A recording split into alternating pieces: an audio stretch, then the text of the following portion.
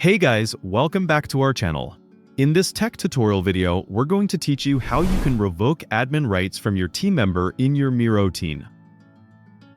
This can be really useful if you're managing a large team, need to control permissions, or simply want to keep your workspace secure and organized. So let us dive into this.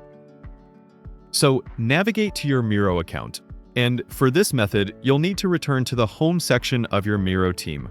And here, guys, what you want to do is click into your profile icon in the top right corner and head over to the Admin Center. Once you're there, navigate to Users here on the left. And here, you will see a list of all members within your current Miro team. If you, for example, would like to remove admin rights from a team admin, you can do this by clicking into these three dots next to the given admin or member and select Revoke Team Admin.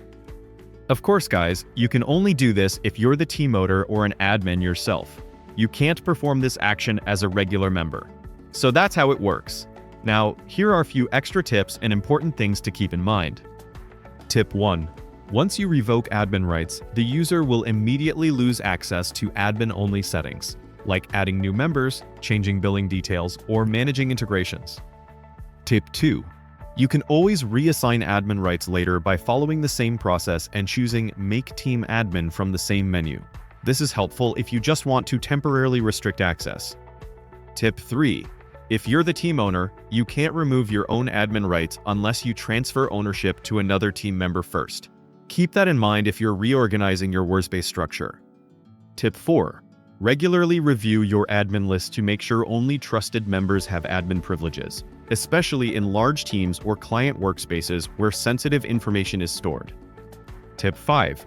It's also a good idea to communicate any permission changes with your team, so everyone stays aligned and avoids confusion about access or roles.